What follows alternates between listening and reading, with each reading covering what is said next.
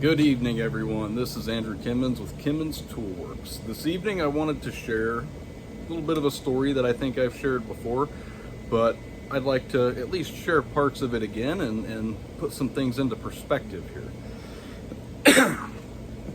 Anyway, when I moved to Defiance, Ohio from Arizona, I had $400 in my pocket, nothing, and moved in.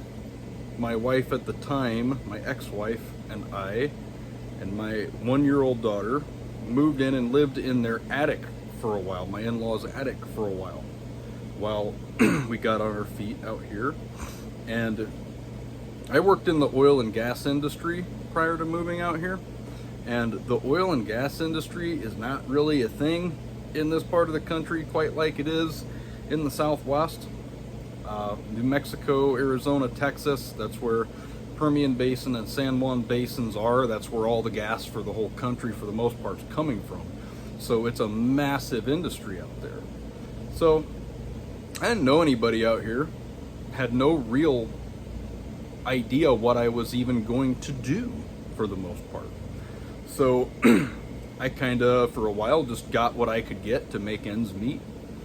And I remember, and this was about 8 years ago, in the evenings, I would sit down and sketch plans for, because I always wanted to make really nice, really high-end kitchen cutlery, but unique steels, particularly 20 CV. I have this weird, love story shit with 20 CV. It's weird. I love that steel. There's something about that particular steel. And 20 CV is the American version of a steel called Böhler 390, which was a German steel, M390. And that's where it started. And Crucible started making CPM 20 CV after the M390. And going back even back then, I remember the first knives I'd ever got that in. It was like the freaking super steel, where, I mean, it's just an incredible steel for so many different applications. And I really wanted kitchen cutlery made of 20 CV, but like heat treated properly. You can go online and you can buy all kinds of knives.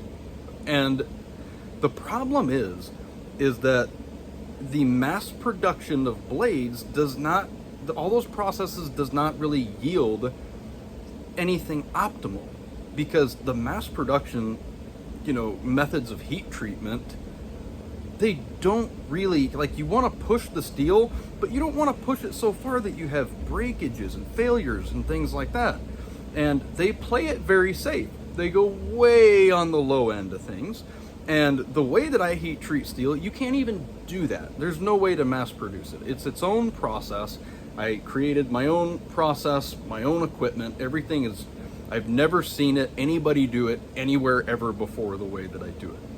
And I tend to keep that secret mostly because China likes to rip off things, and other companies like to rip off really unique ideas, and next thing you know, they'll find a way to mass produce it and start cranking out things that'll put me out of business. I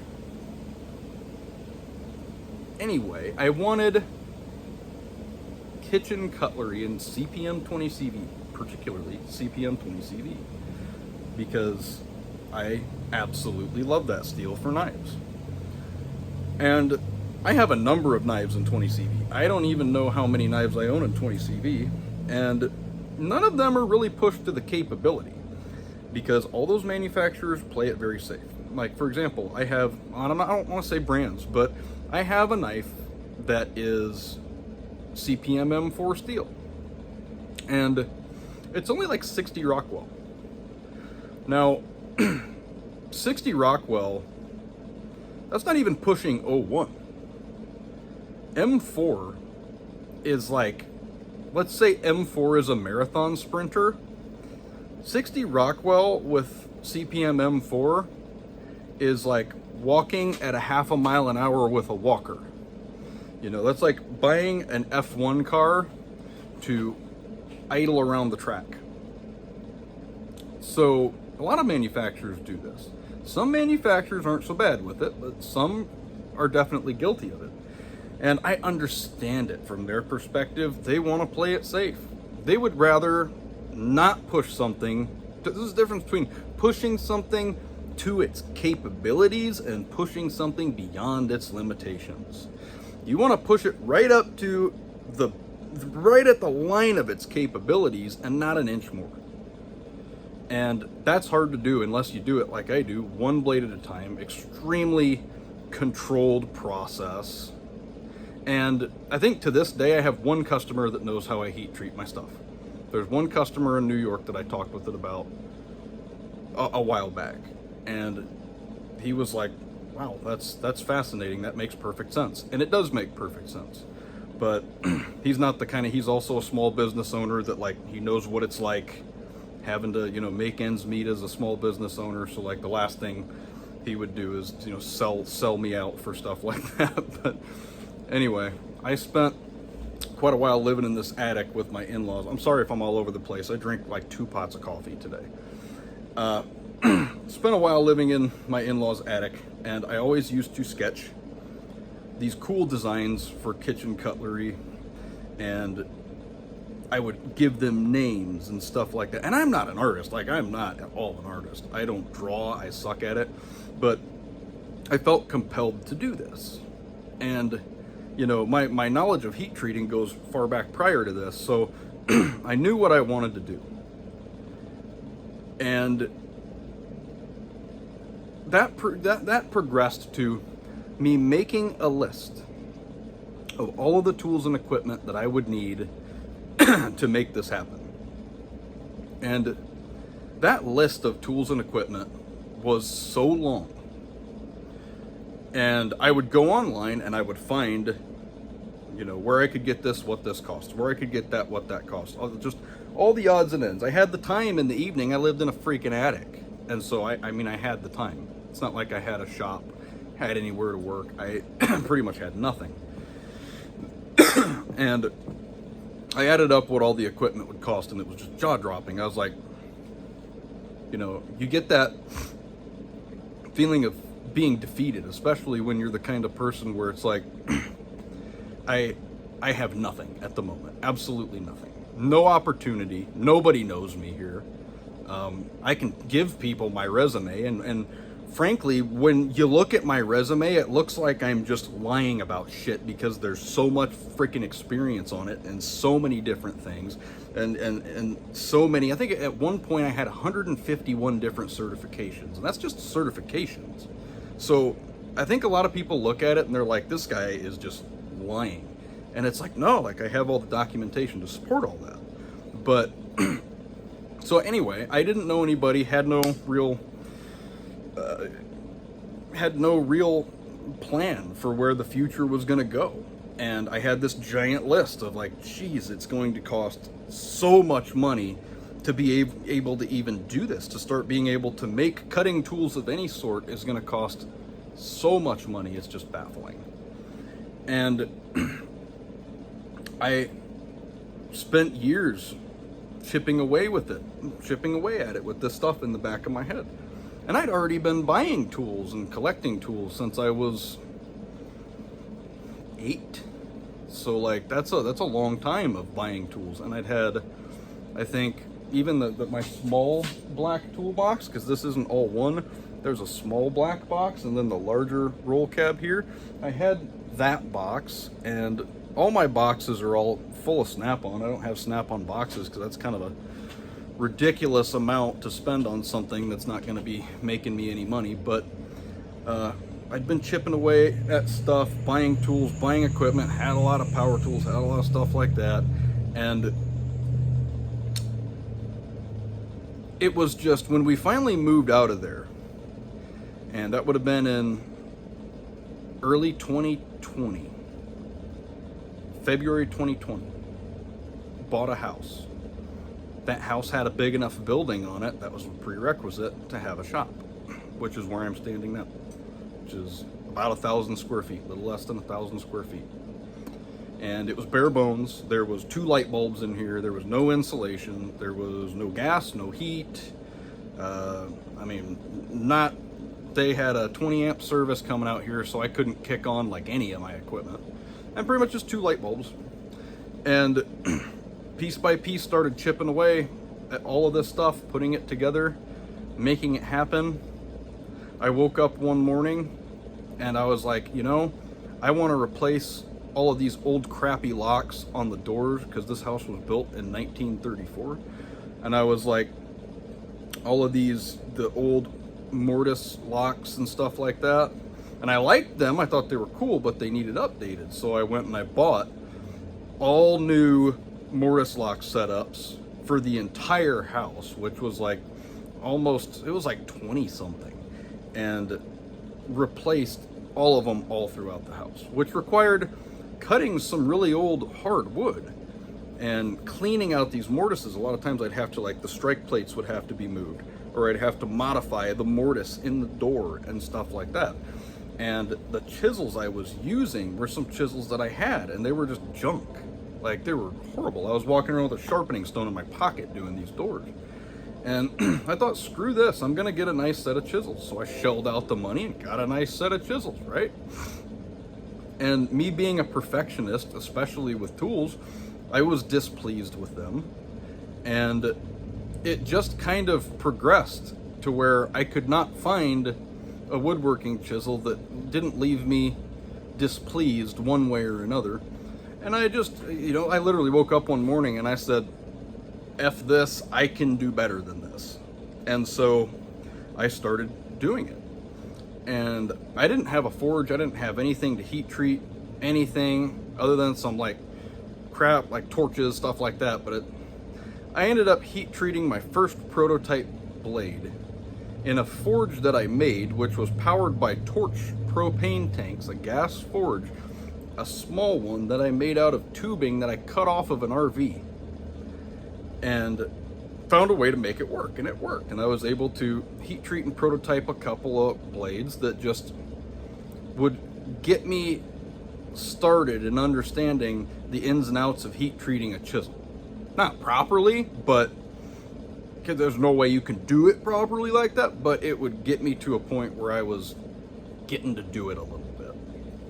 And there was a number of prototypes that were built, and actually this bench that this is sitting on that you see the videos, and I have another bench over there that is, I think it's 3 by 16, and then there's another bench over there that I think is 2.5 or 3 by 8, and I built all of those with that prototype chisel that I made, and I was like, wow, like this thing, even this thing cuts so much better and hones nicely, and you know, I'm pleased with this.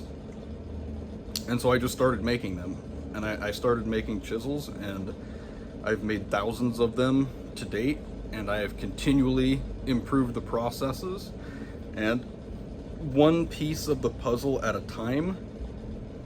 I acquired everything on that list, and it took me, you know, 7 or 8 years.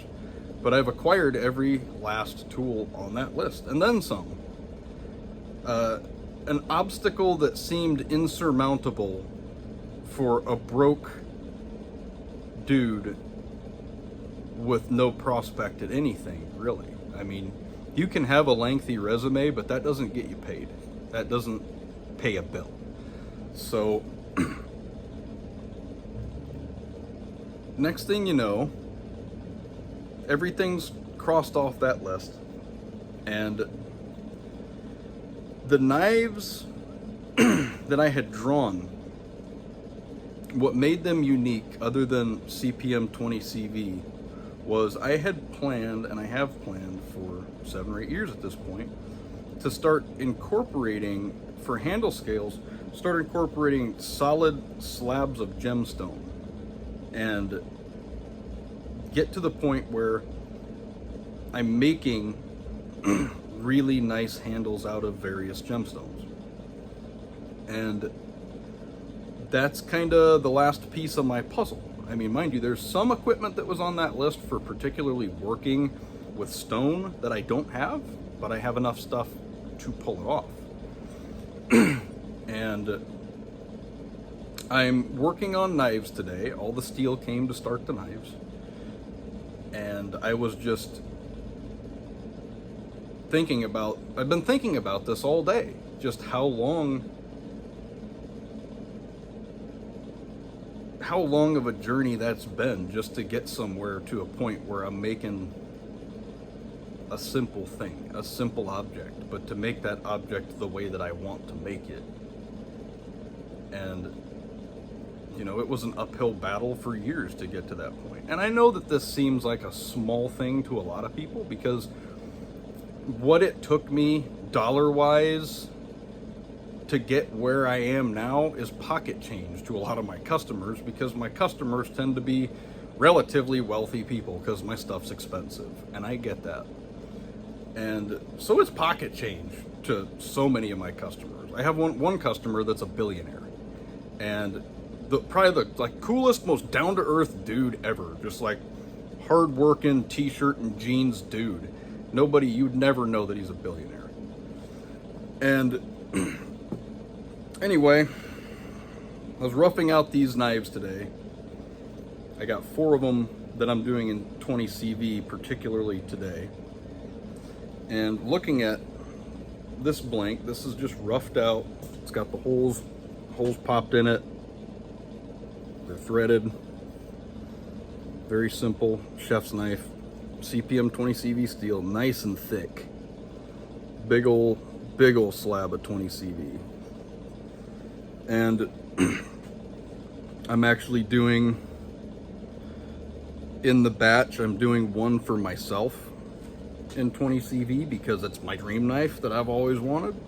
I like to cook. I do all my own cooking. I always have. And so it's something I want for my kitchen. And I'm also making one in this batch for my mom for Christmas, because the amount of drama she's had to deal with this year, dealing with me going through the divorce stuff, she's been there to listen to my rants, and I mean all year. It's my mother. That's what any good parent would do, but like, she's really done a lot to help me out. She's very educated in psychology and would help me understand kind of myself a little bit better to some extent, because this is just something I've never gone through before, and it's something I'm never going to go through again. And we all learn our lessons in life, and this was probably the hardest lesson to date that I've ever learned.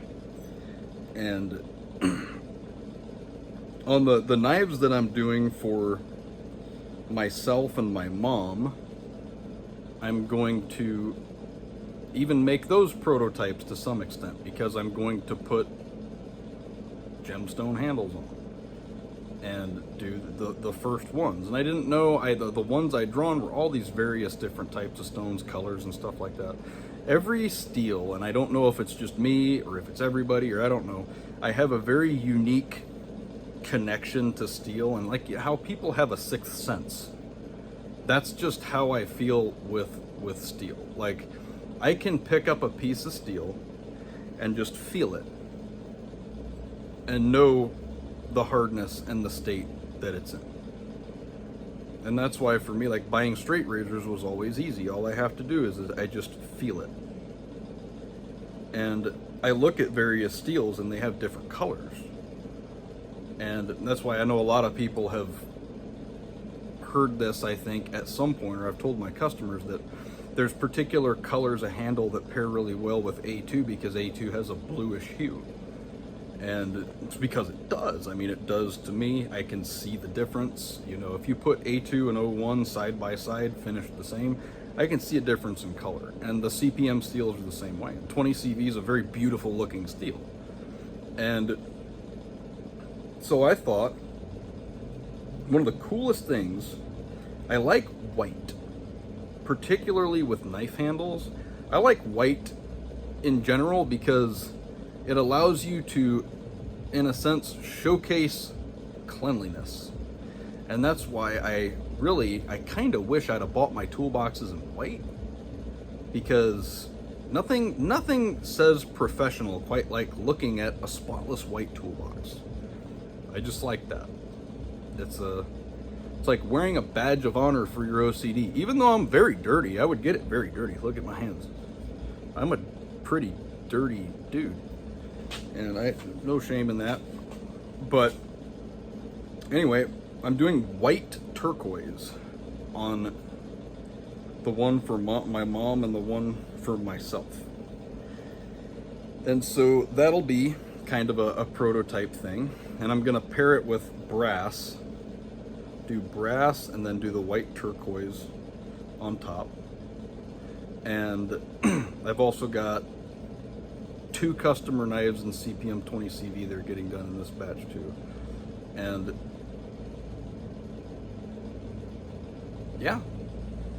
So a vision that was 7 or 8 years in the making actually happening against all odds in a sense. And you know, it's been kind of a brutal ride going through, you know, my daughter's premature birth, her almost dying multiple times, having heart surgery, eye surgery, a brain bleed, all of these things, and like now she's perfectly healthy. And then going through my ex-wife's health problems, and then going through the whole insane crap with the divorce. And then it's like, you know, but nothing took me off of my goal. And there's just a lot to say for just dedication and staying on track and not giving up. And I've seen a lot of people kind of take this mentality where if it doesn't flow perfectly, then it's not the right thing for you. And that couldn't be further from the truth, because I think if you talk to any successful person, they've been through hell. And the amount of dedication and hard work that it took to get to that point is astronomical. Something that would break a lot of people. You know, take somebody like Elon Musk, for example. You know, he's a good example of this. Flat broke, couldn't afford even an apartment, rented a crappy little office space because it's all he could afford for, you know, his whole tech startup project. Couldn't afford the internet, so he's drilling holes in the floor to pull Ethernet from the business down below his little office building or his little office space. And, you know, I mean, we're talking about a dude that's used a lot of creativity and put a lot of effort into getting where he is. It's not like that just fell in his lap, you know? And I think a lot of people that are self-made are like that. Most people that are self-made know that, you know, it's taken a lot. And sure, there's a lot of people that aren't self-made, that they were born into a fortune, and they probably just hired people to do all the hard work for them. And then, you know, if this business fails, you know, whatever, I'll just start another one. But that's not what we're talking about, because many of us weren't, I guess, that unfortunate. Because I wouldn't trade the experience that I have and what I've learned and my ability to apply myself to a task and adopt the mentality of I'm going to do this even if it kills me. That's something that can't be taught. And it's something that if you're born into a lot of opportunity, a lot of those people don't get the opportunity to develop that mindset. Some of them do, for sure. There's no stereotype that's true. There's just not. There's anytime you think you have an accurate stereotype, there's people that break it. So, but anyway, it's kind of a big thing, and it's something I've been thinking about all day. Was just something like a chef's knife in 20 CV with gemstone scales, jade even, things like that. And I have all kinds of different ideas that I thought of doing, intricate, like ornate spine work and stuff like that. All things that piece by piece I've had to learn, I've had to teach myself. And I'm always going to continue on that trajectory of piece by piece teaching myself how to become better at what I do. And that'll never stop. That's who I am. Because when I look at something I did, like I'm standing here on my bench and I'm looking at a beautiful set of chisels that I finished up today. And if I want to look at it with my normal frame of mind, I can look at it and say, I can do better. And that's just the way I do. I could make something almost perfect and then sit there and be like, I can do better. And that's something that haunts the perfectionist. And I almost envy people that somebody that can do something and be proud of it. That's a freaking blessing. Because, and I talked to my mom a lot about this, where it's like, I really wish I could ever do something and step back and be like, I'm proud of what I did. That's just not something that's within my genetic makeup. I can't do that. And that's okay. That's what keeps me pushing, and I'm happy for that. But anyway, kind of a big thing. I just thought I would share it with everybody. Something as goofy as a 20 CV chef's knife with a gemstone handle, and my 8-year journey to get to this point, and the amount that I've had to spend to get to this point, which is definitely not pocket change to somebody like me. I mean, my very first year when I started, I spent $60,000 on tools and equipment. That was just year one. That's not even counting what it took to start making the chisels and like have the actual stuff to heat treat, have the lathe to turn handles and the stuff like that. I started in August of 2020. And we're talking calendar year, January to December 2021, $60,000 and stuff, which is like, and it's just continued. It was like half of that the next year and about the same the next year. And it's just been pretty constant, but I've reached that point where I'm accomplishing a very long-term goal. And I just realized that when I was shaping these today, be like, that was my long-term goal. The last piece of the puzzle in that vision for me was tinkering with gemstone handles for knives, and then just perfecting that and getting into doing things a little bit more artistic and ornate with them, doing the ornate work with the spine and stuff like that, and just really starting to push the limitations. I'm not an artistic person. I'm not. And that's why I've had a lot of customers tell me that, what I do is artwork. It's art. And whereas I totally understand where they're coming from, I think I might have a different definition of art. And who's to say mine's right? I'm not saying that. But art, in my opinion, is something that's subjective, and there's no right or wrong. You can't sit there and say, you arted wrong. It doesn't work that way. And with everything I do, there's a definite right and wrong. And so it's procedural. It's definitely creative. It's intricate. The art was done by nature.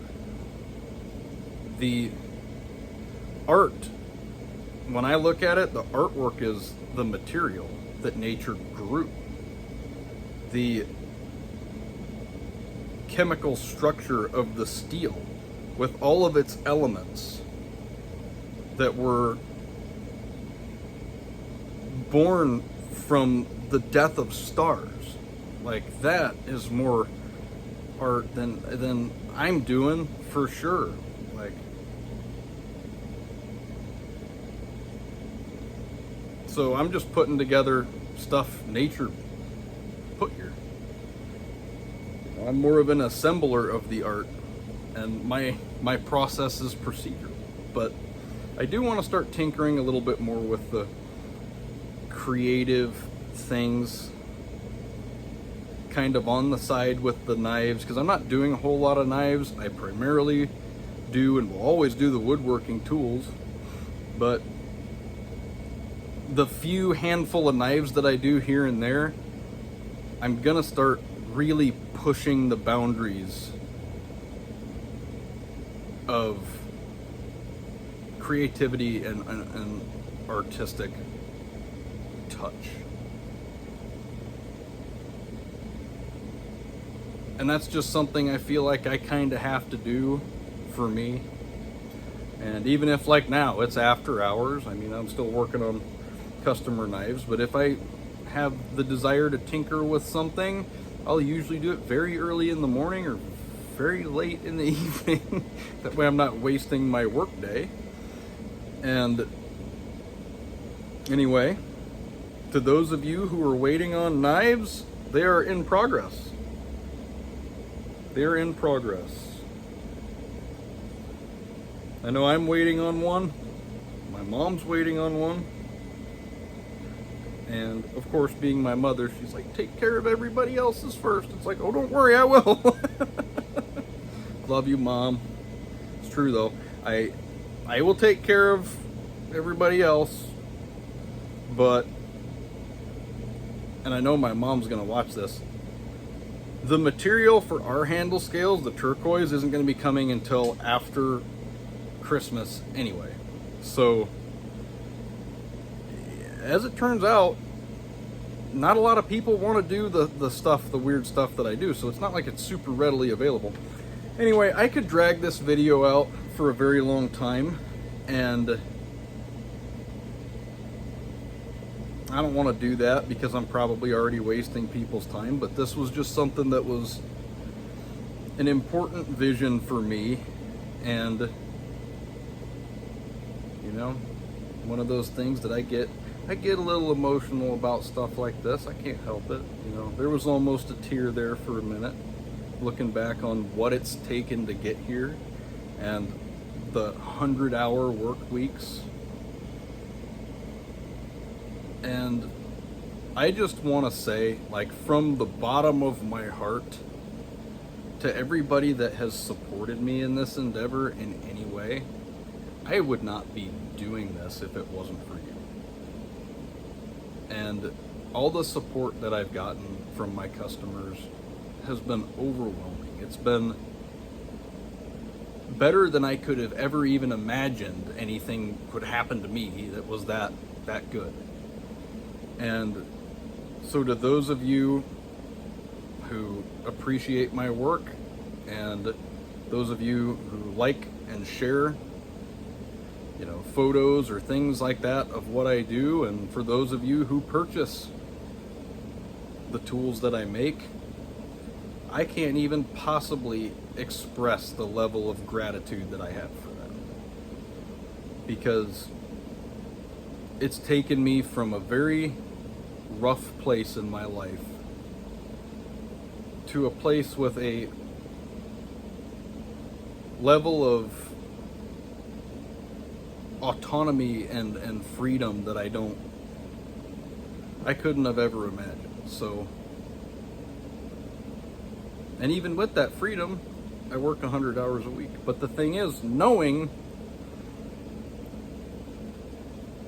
I operate myself and nobody else is profiting from the reason why my hands look as horrible as they do. That's not paying for some rich dude's third vacation house. That's paying for my one house built in 1934. And hey,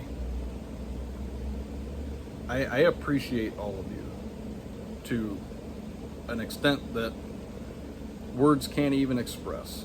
So seriously, thank you to everyone. And if you're interested in any of the things that I make, Andrew at KimmonsHandTools.com, let me know. We can talk about it. And if you're interested in kitchen knives and CPM 20 CV, which is a steel that I absolutely freaking adore in terms of knife steel, Andrew at KimmonsHandTools.com. I love doing what I do, and I appreciate all the support. And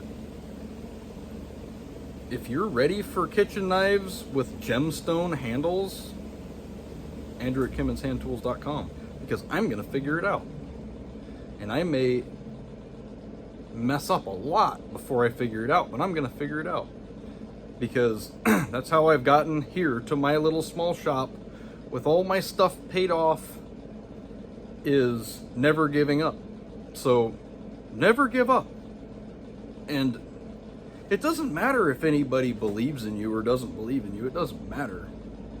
You have to just believe in yourself and never give up.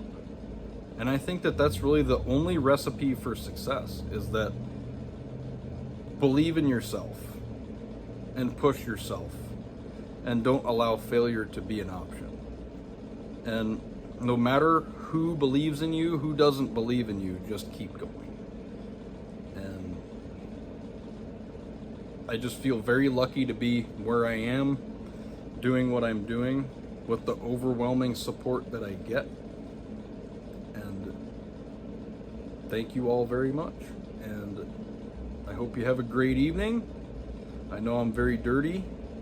I normally don't make videos. I actually wiped a lot of metal dust off my face before I made this video because I'm very dirty at the moment. But that's all right. Anyway, hope you all have a great evening. I need to go eat dinner before I pass out. See you next time.